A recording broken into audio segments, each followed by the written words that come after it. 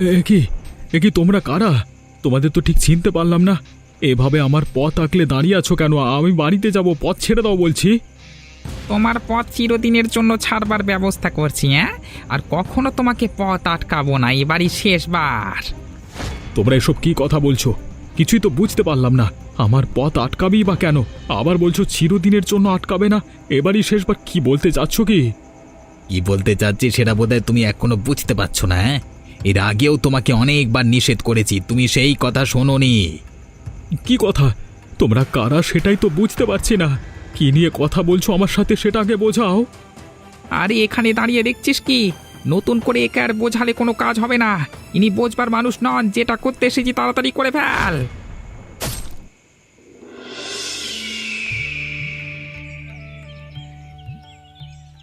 হঠাৎ করে বাবার কি হলো কিছুই তো বুঝতে পারলাম না। বাবা তো কখনো এইভাবে বাইরে থাকে না। বাবার কিছু হলো না তো মা? তুই এইভাবে অলক্ষণে কথা বলিস না তো। নিশ্চয়ই খোঁজ করলে তোর বাবাকে ঠিক পেয়ে যাব। সেই ভোর রাত থেকে সব জায়গায় আমরা খুঁজে আসছি, কোথাও তো বাবার সন্ধান মিলছে না। তোর বাবা যে মাঝে মধ্যে কি করে কিছুই বুঝতে পারি না।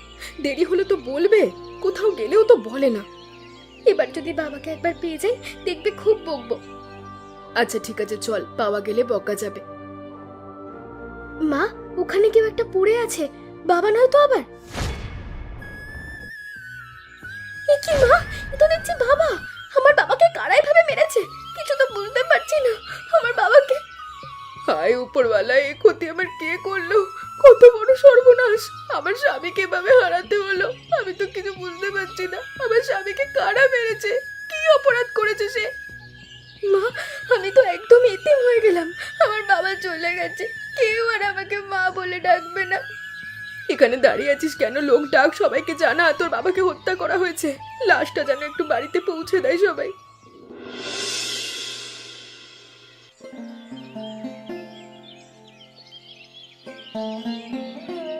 রে, তোরা মা মেয়ে মিলে এখানে কি করছিস? আমরা দুজনে বসে আছি, করার মতো তো কিছু নেই। কি করব বুড়িমা, কিছুই তো বুঝতে পারছি না। কি গো বনলতা, তুমি এভাবে এখানে বসে আছো কেন? এত মন খারাপ করে বসে থাকলে চলবে? কিছু তো একটা করতে হবে। মনে হচ্ছে কিচ্ছু খাওনি তোমরা। খাবার কোত্থেকে আসবে? ঘরে পয়সা নেই, যা পয়সা ছিল সবকিছু লাশের সৎকারে ফুরিয়ে গেছে। এসব কি বলছিস? কানাইয়ের কি আর অল্প টাকা ছিল নাকি? অনেক টাকা ছিল। সে সব টাকা কোথায়? টাকা তো আমাদের ভালোই ছিল, সবাইকে ধার দিয়েছে, পাওনা রয়েছে। সেসব আমি তো জানি না। যাদের কাছে পাওনা ছিলাম বলে জানতাম তাদের কাছে গিয়েছি, তারা বলেছে সব দিয়ে দেবে। কে সত্যি কে মিথ্যে কিছু বুঝতে পারছি না। এজন্য মেয়েটাকে নিয়ে এভাবে বসে থাকলে হবে নাকি? বসে বসে চিন্তা করলে কোথাও থেকে টাকা আসবে না। নিজেদেরই সব কিছুর ব্যবস্থা করতে হবে। আর তোদের খাবার নিয়ে আমাকে বলতিস, আমি এসে তোদের খাবার দিয়ে যেতাম। অন্তত চালটুকু তো দিয়ে যেতে পারতাম। তুমি হয়তো একদিন দুদিন দেবে, প্রতিদিন তুমি কোথায় পাবে? এটা তুই ভালো কথাই বলেছিস। তবে তোর আরো ভালো কিছু চিন্তা করা উচিত। এভাবে বসে থেকে কি লাভ হবে বল? মা আর আমি মিলে অনেক চিন্তা করেছি, কিছু একটা করার। কি করব বুঝতে পারছি না। কেন, তোদের হোটেলটা আবার নতুন করে শুরু করবি? সেটা নিয়েই ভাবছিলাম, কিন্তু এখন শুরু করা যাচ্ছে না, পয়সা নেই। তাহলে আর কি করবি? আমার সাথে চল, নিতাই বাবুর কাছে গিয়ে দেখি তিনি যদি তোদের কোনো কাজ দেন। আচ্ছা ঠিক আছে, চলো তাহলে।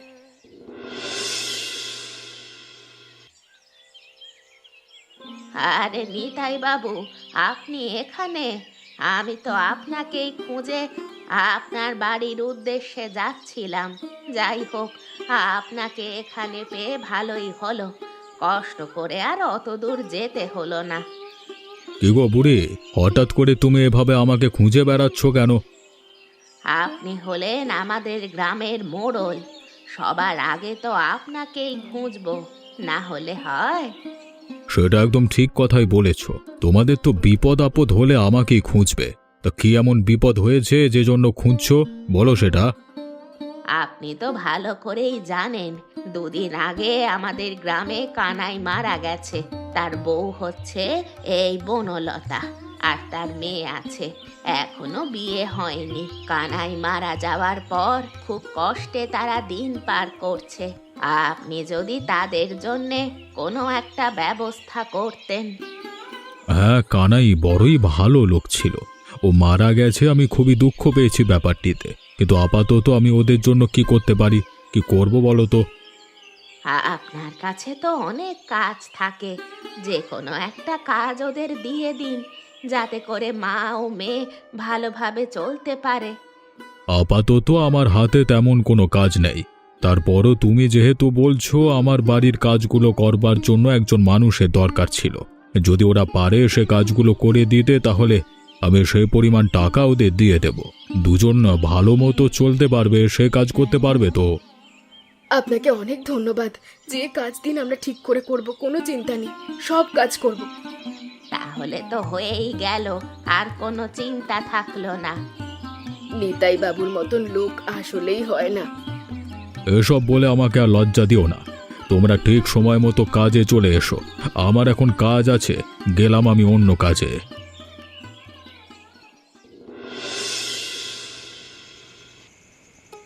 সব কাজ করে দিয়েছি। রাতের রান্না আপনার জন্য সেরে ফেলেছি। টেবিলের ওপর সকল খাবার রাখা আছে, আপনি শুধু খেয়ে নিন হাত মুখ ধুয়ে। জিনিসপত্র যেমন আছে ওভাবে থাক, সকালে এসে বাকি কাজ করব। তোমাদের দেখলে আসলেই মায়া হয়। তোমার মেয়েটা তো অনেক বড় হয়েছে, বিয়ে দেওয়ার সময় হয়েছে। মেয়েটাকে তো বিয়ে দিতে হবে, সে চিন্তা করেছো কিছু? সব রকম চিন্তাই তো মাথার মধ্যে ঘুরপাক খাচ্ছে। কি যে করব বুঝতে পারছি না। মেয়েটাও বড় হচ্ছে, এদিকে ওরও বিয়ের জন্য টাকা প্রয়োজন। কোত্থেকে কি পাবো বলুন তো? তোমাদের তো থাকা খাওয়া অনেক কষ্ট হয়। চাইলে তোমরা আমার বাড়িতেও থাকতে পারো। আরে না না বাবু, তেমন কোনো সমস্যা নেই, আমরা এখানেই ভালো থাকবো।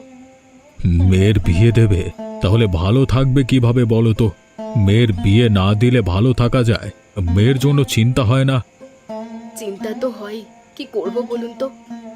তোমাদের গিন্নিমা অনেক আগেই মারা গেছেন, তা তো জানো। আমার বয়সও তেমন একটা হয়নি, আনুমানিক 50 হবে আর কি। জমি জমা ধন সম্পদের তো আমার আর অভাব নেই। তোমার মেয়েকে চাইলে আমার সাথে বিয়ে দিতে পারো। মা মেয়ে এখানেই থাকবে, কোনো ধরনের বিয়ের খরচাও তোমাদের হবে না। এভাবে চুপ করে দাঁড়িয়ে আছো কেন? কিছু যে বলছো না। এখন যাই বাবু, আমার রাত হয়ে যাচ্ছে। আচ্ছা ঠিক আছে, যাও। আমি যেটা বলেছি সেটা ভেবে দেখো।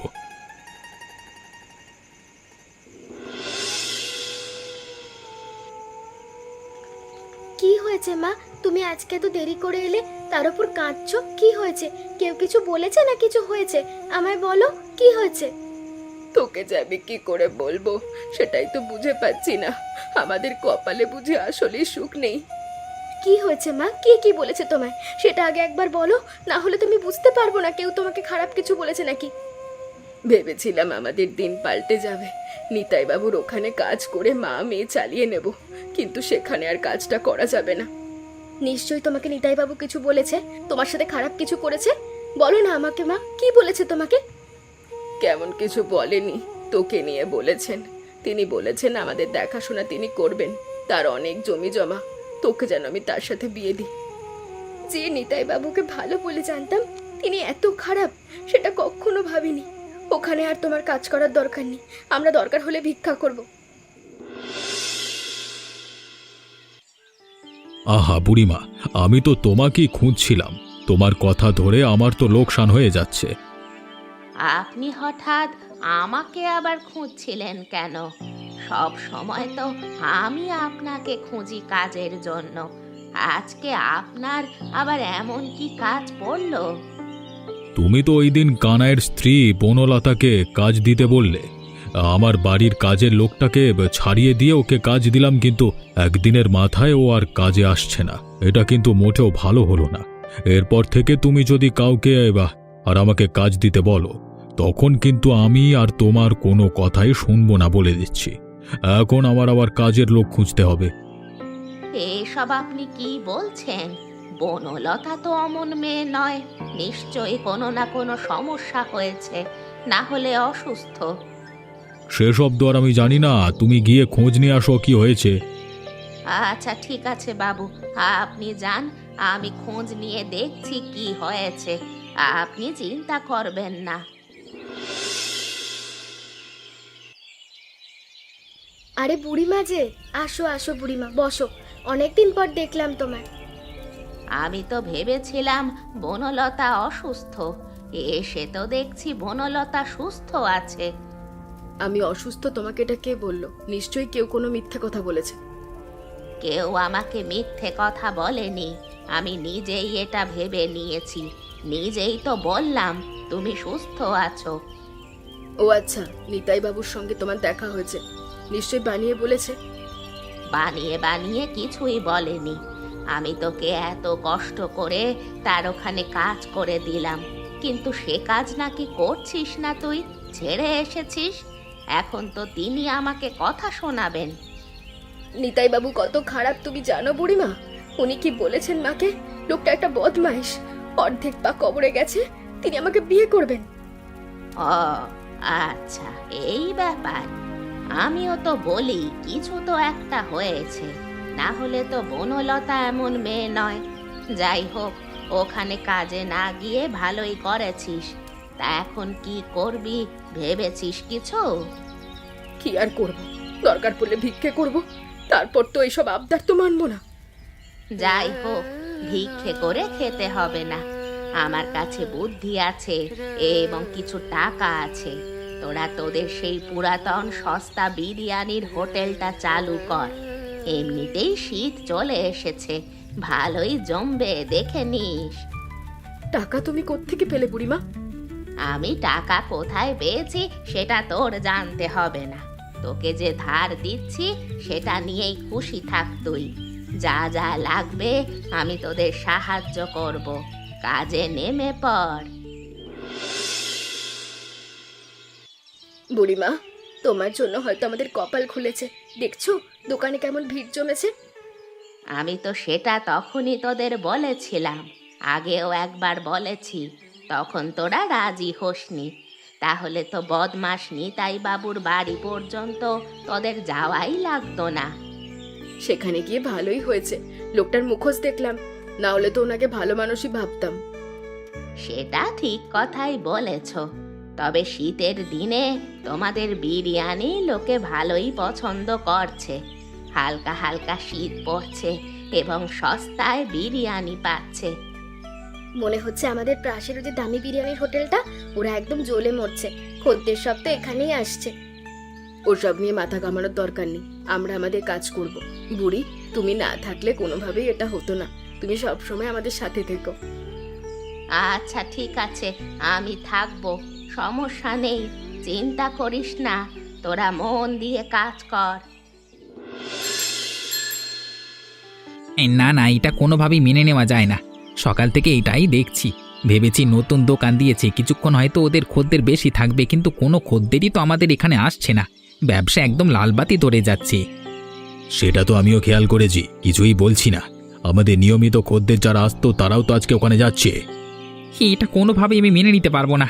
আমাদের দোকান ছেড়ে এলো অন্য দোকানে গেলে আমাদের মেজাজটা কত খারাপ হয়, সেটা তো তুই ভালো করেই জানিস সনাতন। সেটা তো আমি ভালো করেই জানি। ভেবেছিলাম শীত আসছে, এই শীতে ভালো জমিয়ে ব্যবসা করব বিরিয়ানির, কিন্তু শীত আসতে আসতে আমাদের ব্যবসা ধস নামলো। হ্যাঁ, আমাদের ব্যবসায় লোকসান হয় আর অন্য কেউ লাভ করবে, এটা কোনোভাবেই মেনে নেব না। কোনো একটা ব্যবসা তো করেই ছাড়বো।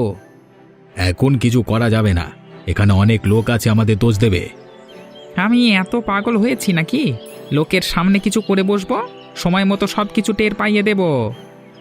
সেটাই, সব কিছুর জন্য একটু অপেক্ষা করতে হয়, নতুন নতুন তাড়াহুড়ো করা যাবে না। যাই হোক, মনে হচ্ছে বিরিয়ানিগুলো সব নষ্ট হয়ে যাবে, কি যে করব। আরে আমাদের বিরিয়ানি তো দামি বিরিয়ানি, সেই জন্যই তো কেউ খেতে চাইছে না। দাম একটু কমাবো নাকি? তাহলে আমাদের আর ইজ্জত থাকবে নাকি? মানুষ কি বলবে? পচে গেলে পচে যাক, তা ওসব করবো না। কিরে তপন এবং সনাতন, হঠাৎ করে তোরা আজকে দুজনে এখানে? অন্য সময় তো দুজন আসবার সময় পাস না, দোকান নিয়ে ব্যস্ত থাকিস। তা আজকে হঠাৎ দুজনে চলে এলি, তা দোকানের বেচা কেনা তো আমার গোল্লায় যাবে। দোকানে বেচা কেনা থাকলে তো গোল্লায় যাবে, দোকানে তো কোনো বেচা কেনাই হচ্ছে না, এমনিতেই দোকান গোল্লায় যাচ্ছে। কি বলছিস কি এসব? এতদিন তো আমার দোকান খুব ভালোভাবেই যাচ্ছিল, হঠাৎ করে কি এমন সমস্যা হলো? আপনি জানেন না, এই গ্রামের ওখানটায় নতুন করে সেই কানাইয়ের দোকান আবার তার মেয়ে এবং স্ত্রী মিলে খুলেছে। বুড়ি তাদের সাহায্য করছে, সব খদ্দের সেখানে যাচ্ছে। আমাদের বেচা কেনা একদম ভরাডুবি হয়ে গেছে। ওরা এভাবে ভালোভাবে ব্যবসা করছে জমিয়ে, আর তোরা কিনা কিছুই পাচ্ছিস না। এই হলো তোদের হাল। আমরা কিছু করতে পারি কিনা সেটা কিন্তু বাবু আপনি ভালো করেই জানেন। এর আগে কিন্তু আমরাই কানাইকে সরিয়েছি, আপনার পথ থেকে সেটা ভুলে যাবেন না। সেটা তো আমি ভালো করেই জানি, তোরা কাজের মানুষ, কিন্তু হঠাৎ করে ওরা এভাবে কিভাবে করছে? তোরা হাত গুটিয়ে বসে আছিস কেন? আমরা বসে নেই, সবটা দুদিন ধরে দেখছিলাম। কি করব সে বিষয়ে নিজেরা আলোচনা করেছি। এখন শুধু আপনার অনুমতি চাই, আপনি কি করতে চাচ্ছেন সেটা বলুন। কি করতে হবে সেটা বলছি, তোদের বুঝিয়ে দিতে হবে নতুন করে আবার। কিছুই বোঝাতে হবে না, আপনি শুধু অনুমতি দিন তাহলেই হবে। কোনো কিছুর অনুমতির দরকার হবে না। আজকে রাতে আমিও তোদের সাথে যাব। তাহলে তো আরো ভালো হয়, আজকে রাতে ওদের ফেলে দেবো। হ্যাঁ কি গো বুড়িমা, তুমি কোথায় গিয়েছিলে? এত দেরি করে আসলে? রাত হয়ে গেছে, সবকিছু গুছিয়ে বাড়ি যেতে হবে তো। মানুষজন তো সব চলে গেছে। আজকে কোনোভাবেই আমরা দোকান ছেড়ে বাড়িতে যাব না। কি গো বুড়িমা, তুমি নিশ্চয়ই মজা করছো। বাড়িতে যাবে না কেন? দেখেছো শীত চলে এসছে, কুয়াশা পড়ছে, এখন বাড়ি যেতে হবে, এমনিতেই ঠান্ডা লেগেছে। এখন আমি মজা করার মধ্যে নেই, তোকে আমি সত্যি করে বলছি, এখন বাড়িতে যাওয়া যাবে না। আরো কিছুক্ষণ পরে আমরা বাড়িতে যাব, তোরা থাক, আমি একটু পরেই আসছি। মা দেখো না বুড়িমা কি সব বলছে, কিছু তো বুঝতে পারছি না। কি গো বুড়ি, কি হয়েছে? তেমন কিছু হয়নি, তোমরা দুজনে আরো কিছু সময় এখানে বসো, আমি এক্ষুনি যাব, কিছুক্ষণ পর আসব। আমি যাওয়ার আগে দোকান বন্ধ করবে না, দোকানেই থাকবে, আলো জ্বালিয়ে রাখবে। আচ্ছা ঠিক আছে, রাত হয়েছে, তাড়াতাড়ি এসো।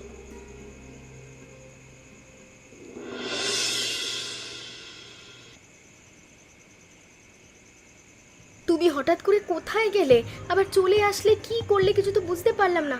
তখন বললে পরে বলবো, বলো না বুড়িমা। আমার কাজ ছিল, সেজন্যই গিয়েছিলাম। এত কথা না বলে সামনের দিকে চলো। তোমার কাজ থাকলে তুমি যাবে, আমাদের বসিয়ে রেখেছিলে কেন সেটা বলো। আবার বলছো সাবধান। এভাবে তাড়াহুড়ো করে যাচ্ছ কোথায়? তোমাদের সাথে কথা আছে তো, শুনে যাও। আপনার কোনো কথা শুনতে আমরা ইচ্ছুক নই, চলে যান এখান থেকে। বাবুর সাথে বিয়াদবি করছো? এমনিতে তো মারা পড়বে নিজের স্বামীর মতো। হ্যাঁ, এসব কি বলছো তোমরা? কি বলছি বুঝতে পারছিস না? তোর বাবাকে আমরা হত্যা করেছি বে, নিতাই বাবুর কথায়। এখন তোদেরকে হত্যা করবো, তোদের জন্য নিতাই বাবুর ব্যবসা ভালো চলছে না। এসব কি কথা? নিতাই বাবুর আবার ব্যবসা কি? আহা, ওরা তো জানে না, গ্রামের যে দামি বিরিয়ানির হোটেলটা দেখতে পাচ্ছ, ওটা আমারই, তোমাদের জন্য চলছে না। এখন কানাইয়ের জন্য চলতো না, সেই জন্য সরিয়ে দিয়েছিলাম, এখন সেটাই করছি। কি রে, তোরা এখনো লুকিয়ে আছিস নাকি? বেরিয়ে আয়, ধর ধর শালাদের। এসব কি হচ্ছে বুড়িমা? তুমি জানলে কিভাবে? সবাই আমাদের ধরছে। এ বাবা, ইগে কাউকে ছাড়বো না, এরাই আমার বাবাকে হত্যা করেছে, মাত্র নিজেদের মুখে স্বীকার করেছে। এদের ছেড়ে দেওয়া কিংবা পুলিশে দিয়ে কোনো লাভ হবে না, দুদিন পরে ঠিক ছুটি পেয়ে যাবে। সবাই এদেরকে গণধোলাই দিয়ে পৃথিবী থেকে নিশ্চিহ্ন করে দাও। এমন মজার মজার গল্প দেখতে চাইলে আমাদের চ্যানেলকে সাবস্ক্রাইব করতে ভুলবেন না।